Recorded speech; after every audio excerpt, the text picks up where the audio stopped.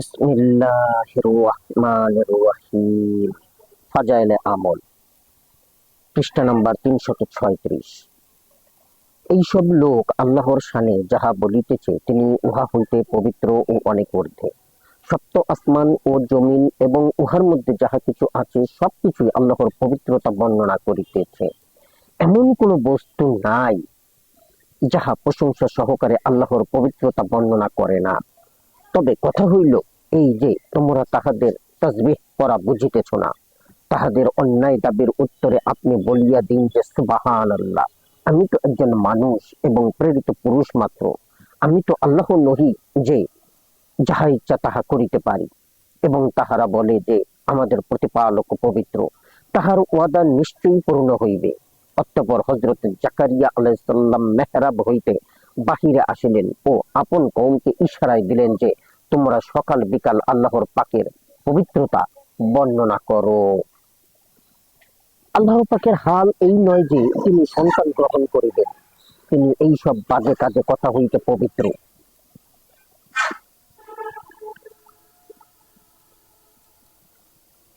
আল্লাহ পাকের হাল এই নয় যে তিনি সন্তান গ্রহণ করিবেন। তিনি এই সব আজে বাজে কাজ হইতে পবিত্র। আপনি আপন আল্লাহর প্রশংসার সহিত পবিত্রতা বর্ণনা করুন। সূর্য উদয় ও অস্তের পূর্বে আর রাতের কিয়দাংশে ও দিনের শুরু এবং শেষের দিকেও তাসবিহ পাঠ করুন, যেহেতু উহার বিনিময়ে আপনি খুশি হইয়া যাইবেন। আল্লাহর প্রিয় বান্দাগণ দিবারাত্রি তাহার তাসবিহ পাঠ করিতে ক্লান্তি বোধ করেন না। আরশের মালিক আল্লাহ, তিনি মানুষের বর্ণিত অশোভন উক্তিসমূহ হইতে পবিত্র। কাফেরগণ এইরূপ বলিয়া থাকে যে, নাউযুবিল্লাহ, আল্লাহ পাক সন্তান গ্রহণ করিয়াছেন, তিনি এই সব বিষয় হইতে পবিত্র। পাহাড় এবং পক্ষীগণকে আমি দাউদ আলাইহিস সালাম এর অনুগত করিয়া দিয়াছিলাম, যেন তাহারাও তাহার সহিত আল্লাহর গুণগান করে। অন্ধকারে নিপতিত হইয়া হযরত ইউনূস আলাইহিস সালাম বলিয়াছেন যে, আপনি ব্যতীত অন্য কোনো মাবুদ নাই, আপনি যাবতীয় ত্রুটি হইতে মুক্ত, আমি নিঃসন্দেহে অপরাধী। উত্তরে যাহা বলে, আল্লাহ তাহা হইতে সম্পূর্ণ পবিত্র। সুবহানাল্লাহ। ইহারা হযরত আয়েশা রাদিয়াল্লাহু তাআলা আনহা এর শানে যে অপবাদ দিতেছে, উহা অত্যন্ত গর্হিত কাজ। মসজিদে সমূহে সকালে বিকালে এমন সব লোক আল্লাহর প্রশংসা করে, যাহাদিগকে আল্লাহর জিকির কায়েম করা, যাকাত আদায় করা ইত্যাদি হইতে ক্রয় বিক্রয় বিরত রাখিতে পারে না। কারণ তাহারা সেই দিনের আযাবকে ভয় করিয়া থাকে, যেই দিন অন্তরাত্মা ও চক্ষু সমূহ উল্টিয়া যাইবে। হে শ্রোতা, তুমি কি দেখিতেছ না, আসমান ও জমিনের যাবতীয় মাখলুক এবং পাখা বিস্তার করিয়া উড়ন্ত পাখি সমূহ আল্লাহর গুণগান করিতেছে। প্রত্যেকেরই আপন উপাসনা ও তাসবিহ পাঠের পদ্ধতি জানা আছে, আর মানুষ কি করে তাও তিনি জানেন। কিয়ামতের দিন কাফেরগণের উপাস্য প্রতিমা সমূহকে জিজ্ঞাসা করা হইবে যে, তোমরা কি ইহাদিগকে পথভ্রষ্ট করিয়াছিলে? তখন তাহারা বলিবে, সুবহানাল্লাহ, আমাদের কি ক্ষমতা ছিল যে আপনাকে ব্যতীত অন্য কাহাকেও মালিকে সাব্যস্ত করিব? বরং এই সব বোকার দল নিজেরাই শকর গুজারির পরিবর্তে কুফরিতে লিপ্ত হইয়াছে। আপনি ইহাদিগকে এবং ইহাদের বড়দেরকে যথেষ্ট প্রাচুর্য দিয়াছিলেন।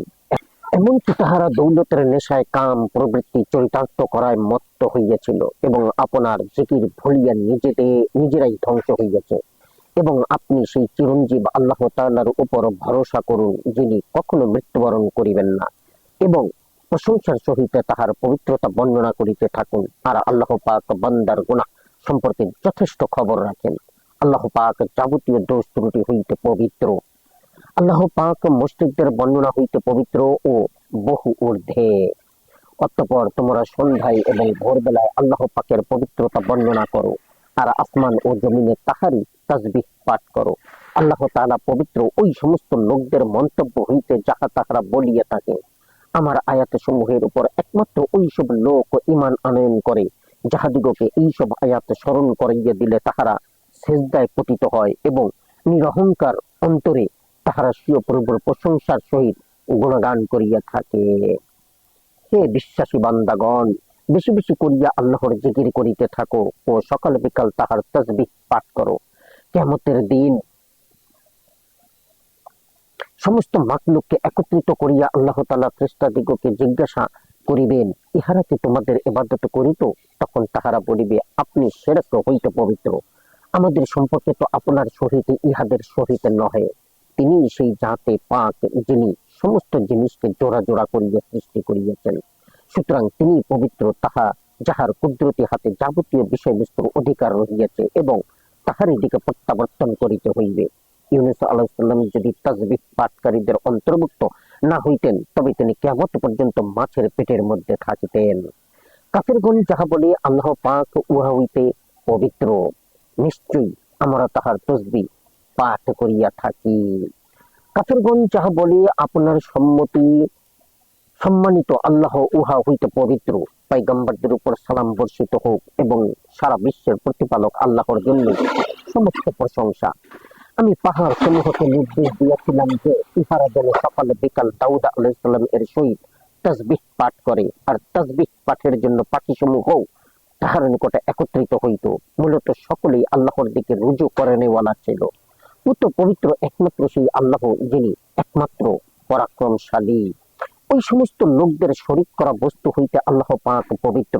আপনি কিয়ামতের দিন দেখিতে পাইবেন যে ফেরেশতাগণ আরশের চতুর্দিকে কাতারবন্দী হইয়া প্রশংসার সহিত আল্লাহর তাসবিহ পাঠে রত হইবে এবং মাখলুকের মধ্যে সেই দিন সঠিক ফায়সালা দেওয়া হইবে এবং বলা হইবে যে সমস্ত প্রশংসা ওই আল্লাহর জন্য, যিনি সমগ্র বিশ্বের প্রতিপালক। যে সমস্ত ফেরেশতা আরশকে বহন করিতেছে ও যাহারা উহাকে বেষ্টন করিয়া রহিয়াছে, তাহারা আপন প্রতিপালকের প্রশংসা ও তাসবিহ পাঠ করিতে থাকে ও তাহার উপর দৃঢ় বিশ্বাস রাখে, আর তাহারা মুমিনদের জন্য ক্ষমা প্রার্থনা করে, এই বলিয়া যে, হে আল্লাহ, আপনার রহমত ও জ্ঞান সমগ্র বস্তুকে বেষ্টন করিয়া রাখিয়াছে। সুতরাং যাহারা তওবা করিয়াছে ও আপনার পথে চলিতেছে, তাহাদিগকে আপনি ক্ষমা করুন ও জাহান্নামের অগ্নি হইতে রক্ষা করুন। সকাল বিকাল সব সময় আপন প্রতিপালকের প্রশংসা ও পবিত্রতা বর্ণনা করিতে থাকো। যাহারা আপনার প্রতিপালকের নিকটবর্তী অর্থাৎ ফেরেশতাগণ দিবারাত্রি আল্লাহর তাসবিহ পাঠে রত, আর তাহারা উহাতে বিন্দু মাত্র ক্লান্ত হয় না। ফেরেশতাগণ আপন প্রতিপালকের তাসবিহ ও তাহমিদ পাঠ করে আর জমিনওয়ালাদের জন্য ক্ষমা প্রার্থনা করে। তোমরা সওয়ারির পিঠে অথবা গাড়ির সিটে উপবেশন করিয়া এই কথা বলো যে, পবিত্রতা বয়ান করিতেছি ওই আল্লাহর, যিনি ইহাকে আমাদের অধীন করিয়া দিয়াছেন, অথচ ইহাকে অধীন করিবার আমাদের কোনো শক্তি ছিল না। আর নিশ্চয়ই আমরা প্রত্যেকেই স্বীয় আল্লাহর দিকে প্রত্যাবর্তন করিব। আসমান ও জমিনের প্রতিপালক, যিনি আরশের মালিক, তিনি কাফেরদের বর্ণিত বস্তুসমূহ হইতে পবিত্র এবং তোমরা সকালে বিকাল তাহার পবিত্রতা বর্ণনা করো। ইহাদের কথায় আপনি সবর করুন এবং সূর্যোদয় ও সূর্যাস্তের আগে আপন প্রতিপালকের প্রশংসামূলক তাসবিহ পাঠ করুন এবং রাত্রির কিয়দাংশে ও নক্ষত্র সমূহের অস্ত যাওয়ার পর তাহার তাসবিহ পাঠ করুন। ইহাদের শিরক হইতে আল্লাহ পাক পবিত্র এবং মজলিস অথবা শয়ন হইতে উঠার পর তোমার প্রতিপালকের তাহমিদ ও তাসবিহ পাঠ করো। রাত্রিবেলায় ও নক্ষত্র রাজ্যে ডুবিয়া যাওয়ার পর তাহার তাসবিহ পাঠ করিতে থাকো। সুতরাং আপন মহান প্রতিপালকের নামের পবিত্রতা বর্ণনা করো। আসমান ও জমিনের যাবতীয় মাখলুক আল্লাহর পবিত্রতা বর্ণনা করিয়া থাকে এবং তিনি পরাক্রমশালী, হিকমতওয়ালা। অন্য আয়াত সমূহে সাব্বাহার পরিবর্তে ইউসাব্বিহু আসিয়াছে। আসমান এবং জমিনের সমুদায় বস্তু ওই আল্লাহর পবিত্রতা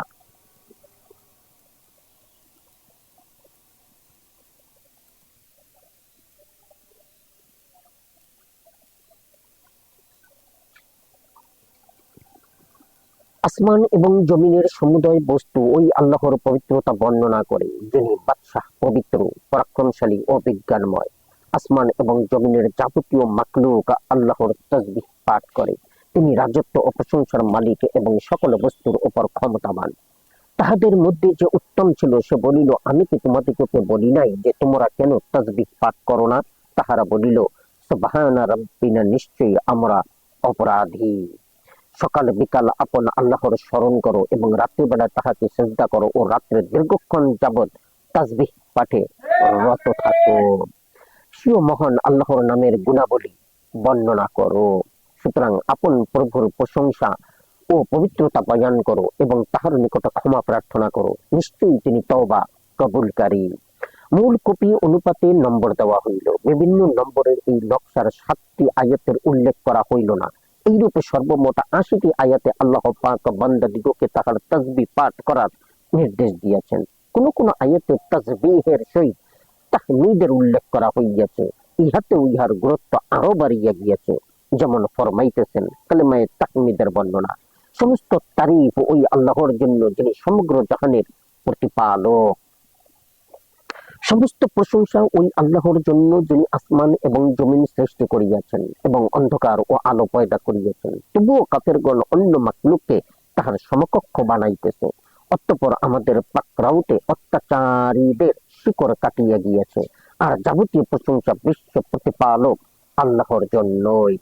তাহারা জান্নাতে প্রবেশের পর বলিবে, সমস্ত প্রশংসা ওই আল্লাহর জন্য যিনি আমাদিগকে এখানে পৌঁছাইয়াছেন। তিনি যদি আমাদিগকে এখানে না পৌঁছাইতেন তবে কিছুতেই আমরা এখানে পৌঁছিতাম না। যাহারা এমন উম্মি নবীর অনুসরণ করে, যাহার বিষয়ে তাহারা নিজেদের নিকট তাওরাত এবং ইনজিল কিতাবে লিখিত দেখিতে পাইতেছে। তাওরাত গ্রহণতে হুজুরে পাক সাল্লাল্লাহু আলাইহি সাল্লাম এর গুণাবলীর মধ্যে ইহাও উল্লেখ আছে যে তাহার উম্মতগণ বেশি বেশি করিয়া আল্লাহর প্রশংসা করিবে। যেই সব মুজাহিদিগণের নফসকে আল্লাহ পাক জান্নাতের বিনিময়ে খরিদ করিয়া লইয়াছেন, তাহাদের পরিচয় এই যে তাহারা পাপ কার্য হইতে তওবাকারী, ইবাদতকারী, আল্লাহর প্রশংসাকারী, রোজা পালনকারী অথবা আল্লাহর সন্তুষ্টির জন্য সফরকারী, রুকু ও সেজদা করনেওয়ালা, সৎ কাজে আদেশদাতা ও অসৎ কাজে নিষেধকারী, আল্লাহ পাকের হুকুমের সীমা রক্ষাকারী। এই রূপ মুমিনদিগকে আপনি শুভ সংবাদ জানাইয়া দিন। তাহাদের শেষ বাক্য হইল আলহামদুলিল্লাহি রাব্বিল আলামিন। সমস্ত প্রশংসা ওই আল্লাহর জন্য যিনি বৃদ্ধকালে আমাকে ইসমাইল ও ইসহাককে দান করিয়াছেন। সমস্ত প্রশংসা আল্লাহর জন্য, বরং তাহাদের অধিকাংশ লোকই বোঝে না। যেই দিন তোমাদিগকে সিংহায় ফুঁক দিয়া আহ্বান করা হইবে, তখন তোমরা তাহার প্রশংসার সহিত হুকুম পালন করিবে এবং তখনকার অবস্থা দেখিয়া ধারণা করিবে যে তোমরা দুনিয়াতে এবং কবরে অতি সামান্যতম সময় অবস্থান করিয়াছিলে। আপনি প্রকাশ্যে বলিয়া দিন যে সমস্ত প্রশংসা ওই আল্লাহর জন্য, যাহার কোনো সন্তান সন্ততি নাই, আর তাহার রাজত্বের মধ্যে অন্য কাহারও অংশীদারিত্ব নাই এবং দুর্বলতার দরুন তাহার কোনো সাহায্যকারীও নাই, এবং আপনি তাহার বেশি বেশি করিয়া বরত্ব বর্ণনা করিতে থাকুন। সমস্ত প্রশংসা ওই আল্লাহর জন্য যিনি আপন বান্দা মুহাম্মদ সাল্লাল্লাহু আলাইহি সাল্লাম এর উপর কিতাব অবতীর্ণ করিয়াছেন এবং উহার মধ্যে সামান্যতম বক্রতাও রাখেন নাই।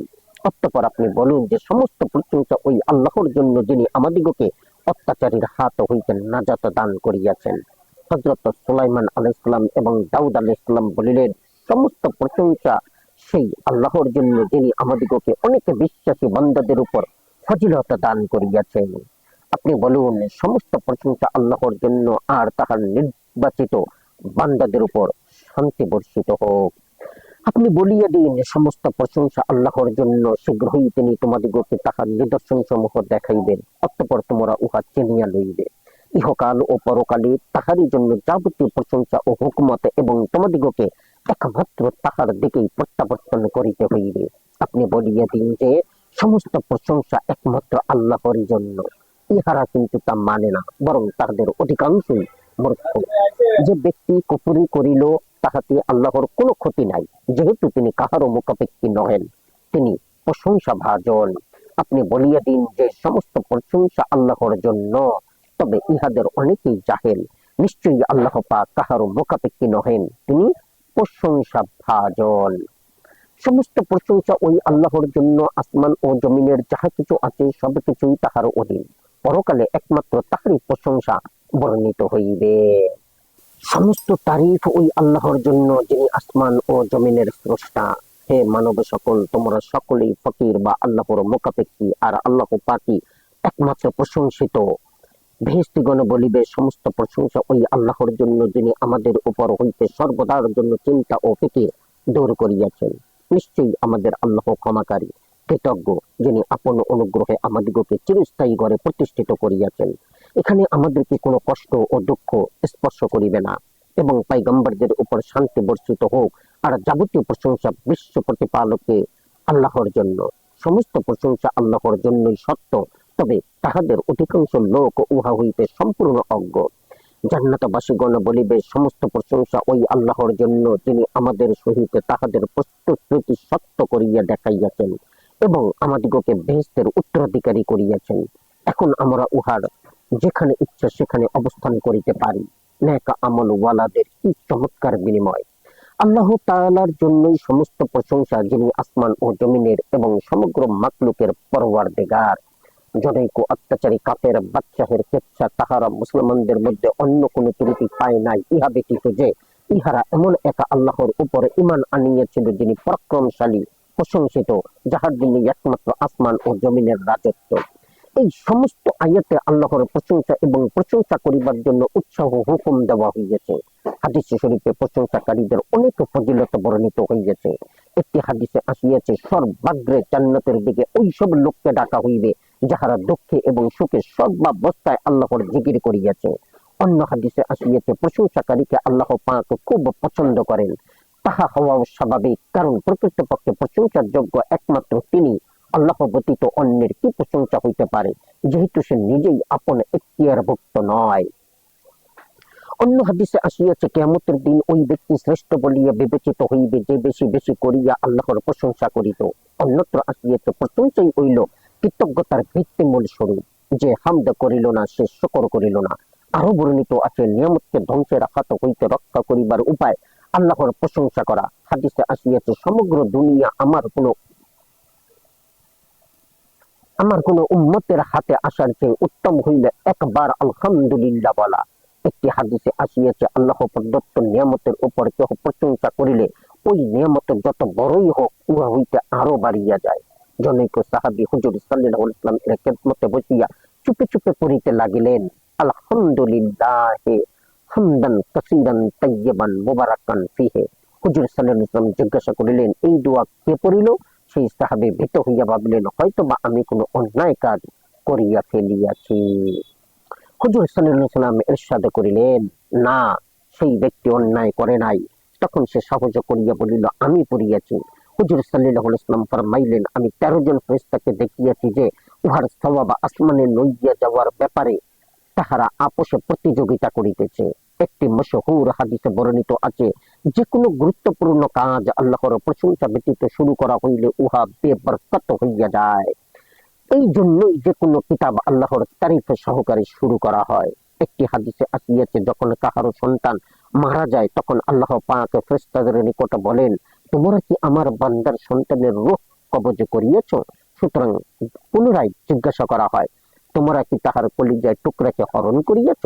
তাহারা বলে, হ্যাঁ, নিশ্চয়ই করিয়াছি। আল্লাহ পাক বলেন, ইহার পরিণামে সে কি করিয়াছে? ফেরেশতারা বলেন, সে আপনার প্রশংসা করিয়াছে ও ইন্না লিল্লাহি পড়িয়াছে। তখন ইরশাদ হয়, উহার পরিবর্তে জান্নাতের মধ্যে তাহার জন্য একটা ঘর তৈয়ার করো, উহার নাম বাইতুল হামদ, অর্থাৎ প্রশংসার ঘর রাখো। একটি হাদিসে আসিয়াছে, আল্লাহ পাক ওই ব্যক্তির উপর অপরিসীম সন্তুষ্ট হন যে কিছু খাওয়া বা পান করিবার পর আলহামদুলিল্লাহ বলিল। কালেমায়ে সুয়ামের তৃতীয় কালেমার নাম হইল তাহলিল, অর্থাৎ লা ইলাহা ইল্লাল্লাহু বলা। উহার বিস্তারিত বর্ণনা পূর্ববর্তী অধ্যায়ে বর্ণিত হইয়াছে। চতুর্থ কালেমা হইল তাকবীর, অর্থাৎ আল্লাহু আকবার বলা, তাহার শ্রেষ্ঠত্ব ও আজমতের বয়ান করা। এই প্রসঙ্গে কয়েকটি আয়াত অবতীর্ণ হইয়াছে। এবং তোমরা আল্লাহর শ্রেষ্ঠত্বের বর্ণনা করো, এই জন্য যে তিনি তোমাদিগকে হেদায়েত দান করিয়াছেন, এবং তোমরা আল্লাহর শুকরিয়া আদায় করো। তিনি যাবতীয় গুপ্ত ও প্রকাশ্য বস্তু সম্পর্কে জ্ঞাত আছেন। তিনি সর্বোচ্চ ও মহিমান্বিত। এইভাবে কোরবানির জানোয়ার সমূহকে তোমাদের অধীনে করিয়া দিয়েছেন, তবে যেন তোমরা আমার শ্রেষ্ঠত্ব বর্ণনা করো, এই জন্য যে তিনি তোমাদিগকে হেদায়েত দান করিয়াছেন এবং সৎকর্মশীল দিগকে আপনি সুসংবাদ দান করুন। নিশ্চয়ই আল্লাহ তাআলা সুউচ্চ ও সুমহান। ফেরেশতাদের নিকট যখন আল্লাহর তরফ হইতে কোনো আদেশ হয় তখন তাহারা ভয়ে জড়সড় হইয়া যায়। অতঃপর তাহাদের অন্তর হইতে তখন ভয়ভীতি দূর হইয়া যায়। তখন তাহারা একে অপরকে বলে যে, প্রভু, এখন কি আদেশ দিলেন? তখন তাহারা উত্তর দেয় যে, তিনি হক বিষয়ের আদেশ দিয়েছেন। বাস্তবে তিনি উচ্চ ও মহান, সুউচ্চ ও মর্যাদাবান। আল্লাহর জন্য আদেশ, আসমানি এবং জমিনি একমাত্র শ্রেষ্ঠত্ব তাহার জন্য, যেহেতু তিনি জবরদস্ত হিকমতওয়ালা। তিনি সেই আল্লাহ যিনি ব্যতীত অন্য কোনো মাবুদ নাই, তিনি রাজাধিরাজ আর গর্বের অধিকারী। এই সমস্ত আয়াতে এবং বিভিন্ন হাদিসে আল্লাহ পাকের শ্রেষ্ঠত্বের বর্ণনা ও উৎসাহ দেওয়া হইয়াছে। একটি হাদিসে বর্ণিত আছে, কোথাও আগুন লাগিতে দেখিলে বেশি বেশি করিয়া আল্লাহু আকবার বলিতে থাকো, ইহা আগুনকে নিভাইয়া দিবে। অন্য হাদিসে বর্ণিত আছে, যে বান্দা যখন আল্লাহু আকবার বলে, তখন উহার নূর জমিন হইতে আসমান পর্যন্ত সমস্ত বস্তুকে ঢাকিয়া ফেলে। হুজুর সাল্লাল্লাহু আলাইহি সাল্লাম আরো বলেন, আমাকে হযরত জিবরিল আলাইহিস সালাম তাকবীর বলার নির্দেশ দিয়েছেন। এইসব ছাড়াও বিভিন্ন আয়াত ও হাদিসে বিভিন্ন ভাব ভঙ্গিমায় আল্লাহ পাকের হামদ ও সানা এবং শ্রেষ্ঠত্বের বর্ণনা আসিয়াছে, এবং অনেক আয়াতে তাসবিহ শব্দ নাই সত্য, কিন্তু উহা দ্বারা তাসবিহ পাঠে উদ্দেশ্য নেওয়া হইয়াছে। এখানে কয়েকটি আয়াত উল্লেখ করা হইতেছে। সুতরাং হযরত আদম আলাইহিস সালাম আল্লাহর তরফ হইতে কয়েকটি কালেমা হাসিল করিয়া উহা দ্বারা তওবা করিলেন, যার দ্বারা আল্লাহ পাক তাহার প্রতি রহমতের নজর করিলেন। নিশ্চয়ই তিনি তওবা কবুলকারী, মেহেরবান। দুররে মানসুরে প্রাপ্ত ওই সব কালেমা এই রূপ। এই কালেমা সমূহের তাসবিহ ও তাহমিদ উভয়টি উল্লেখ রহিয়াছে। যেই ব্যক্তি একটি নেকি নিয়ে আসিবে, সে 10 গুণ সওয়াব প্রাপ্ত হইবে, আর যে ব্যক্তি কোনো পাপ কাজ করিবে তাহাকে সমপরিমাণ বদলা দেওয়া হইবে, এবং তাহাদের উপর কোনো প্রকার জুলুম করা হইবে না। হুজুরে পাক সাল্লাল্লাহু আলাইহি ওয়াসাল্লাম ইরশাদ করেন, 2টি আমল এমন রহিয়াছে যাহার ইহতিমাম করিতে পারিলে বেহেশতে দাখিল হওয়া যায়। আমল দুটি খুবই নগণ্য। প্রথমত সুবহানাল্লাহ, আলহামদুলিল্লাহ, আল্লাহু আকবার প্রত্যেক নামাজের পর 10 বার করিয়া পড়িবে। ইহাতে 5 ওয়াক্ত নামাজের পর সর্বমোট 150 বার পড়া হইল, যাহার সওয়াব 10 গুণে বৃদ্ধি পাইয়া 1500 নেকি হইয়া যাইবে। দ্বিতীয়ত শুইবার সময় 34 বার আল্লাহু আকবার, 33 বার আলহামদুলিল্লাহ ও 33 বার সুবহানাল্লাহ পড়িবে। মোট 100 বারে 1000 নেকি হইয়া গেল। এখন দিবারাত্রিতে সর্বমোট 2500 নেকি হইয়া গেল। হুজুর সাল্লাল্লাহু আলাইহি ওয়াসাল্লাম ইরশাদ করেন, আমলনামা ওজন দেওয়ার সময় দৈনিক তাহার 2500 পাপ উল্লেখ হইবে। হযরত শাইখুল হাদিস রাহিমাহুল্লাহ বলেন, আমি অধমের মতে হুজুর সাল্লাল্লাহু আলাইহি ওয়াসাল্লাম এর উক্তি সাহাবায়ে কেরামদের জামানার সহিত সম্পর্কযুক্ত ছিল, কিন্তু এই জামানায় আমরা দৈনিক আরো অনেক বেশি বেশি পাপ করিয়া থাকি। তবে দয়ার নবী পাপের উপর পুণ্যের প্রাধান্য দেখাইয়া ব্যবস্থাপত্র দিয়াছেন। এখন উহার উপর আমল করার রোগের ইচ্ছা। অন্য হাদিসে আসিয়াছে, জনৈক সাহাবী জিজ্ঞাসা করেন, হুজুর, ব্যাপারটা এত সহজ অথচ আমল এত কম কেন? ইরশাদ হইল, শুইবার সময় শয়তান তাসবিহ করার আগেই শোয়াইয়া দেয়, আর নামাজের সময় এমন কথা মনে করাইয়া দেয় যার দ্বারা উহা না পড়িয়াই উঠিয়া যাইতে হয়। অন্য হাদিসে আসিয়াছে, তোমরা কি দৈনিক 1000 নেকি উপার্জন করিতে সক্ষম? কেহ আরজ করিল, ইয়া রাসূলুল্লাহ, 1000 নেকি কি করিয়া উপার্জন করা যায়? ইরশাদ হইল, সুবহানাল্লাহ 100 বার পড়ো, 1000 নেকি হইয়া যাইবে। ধন সম্পদ ও সন্তান সন্ততি পার্থিব জীবনের সৌন্দর্য মাত্র, আর চিরস্থায়ী নেকি সমূহ সওয়াবে এবং আকাঙ্ক্ষা হিসেবে তোমার প্রভুর নিকট সবচেয়ে উত্তম। অর্থাৎ মাল ও আওলাদের উপর ভরসা করা নিষ্ফল। হ্যাঁ, নেক করিয়া রহমতের আশা করা যায়। আল্লাহ পাক হেদায়েত ওয়ালাদের হেদায়েত বাড়াইয়া দেন, আর চিরস্থায়ী নেকি সমূহ তোমার প্রভুর দরবারে পুণ্য এবং শুভ পরিণাম হিসাবে সর্বোত্তম। যদিও যাবতীয় পুণ্যই চিরস্থায়ী পুণ্যের মধ্যে সামিল, কিন্তু বহু হাদিস দ্বারা প্রমাণিত যে এই সব তাসবিহকে চিরস্থায়ী নেকি বলা হয়। যেমন বর্ণিত আছে, তোমরা বাকিয়াতে সালেহাতে বেশি বেশি করিয়া পড়ো। কেহ জিজ্ঞাসা করিল, হুজুর, উহা কি জিনিস? ইরশাদ হইল, সুবহানাল্লাহ, আলহামদুলিল্লাহ, আল্লাহু আকবার, ওয়ালা হাওলা ওয়ালা কুওয়াতা ইল্লা বিল্লাহ পড়া। অন্যত্র আছে, সাবধান, এই সব কালেমাই বাকিয়াতে সালেহাত। অন্য হাদিসে আসিয়াছে, দেখো, আপনি হেফাজতের ব্যবস্থা করো। কেহ জিজ্ঞাসা করিল, কোন শত্রুর আক্রমণ হইতে আত্মরক্ষা করিব? ইরশাদ হইল, জাহান্নামের অগ্নি হইতে হেফাজতের ব্যবস্থা করো, আর সেটা হইল সুবহানাল্লাহ, আলহামদুলিল্লাহ, ওয়ালা ইলাহা ইল্লাল্লাহু, আল্লাহু আকবার পাঠ করা। এই সব কালেমা কিয়ামতের দিন আগে আগে থাকিবে, অর্থাৎ সুপারিশ করিবে অথবা বেহেশতে পৌঁছাইয়া দিবে, আর এই সব পিছনে থাকিয়া হেফাজত করিবে। আসমান এবং জমিনের যাবতীয় পুঞ্জি তাহারই জন্য। হযরত উসমান রাদিয়াল্লাহু তাআলা আনহু বলেন, আমি হুজুরে পাকের খেদমতে আসমান ও জমিনের পুঞ্জি সম্পর্কে জিজ্ঞাসা করায় তিনি বলিলেন, উহা এই। অন্য হাদিসে আসিয়াছে, আসমান জমিনের পুঞ্জি হইল সুবহানাল্লাহ, আলহামদুলিল্লাহ ওয়া লা ইলাহা ইল্লাল্লাহ, আল্লাহু আকবার। এই কালেমা সমূহ আরশের ভান্ডার উল্টে অবতীর্ণ হইয়াছে। পবিত্র কালেমা তাহার নিকট পৌঁছিয়া যায় এবং নেক আমল উহা পৌঁছাইয়া দেয়। আমানতু বিল্লাহ। জাযাকুমুল্লাহ খাইরান। আসসালামু আলাইকুম।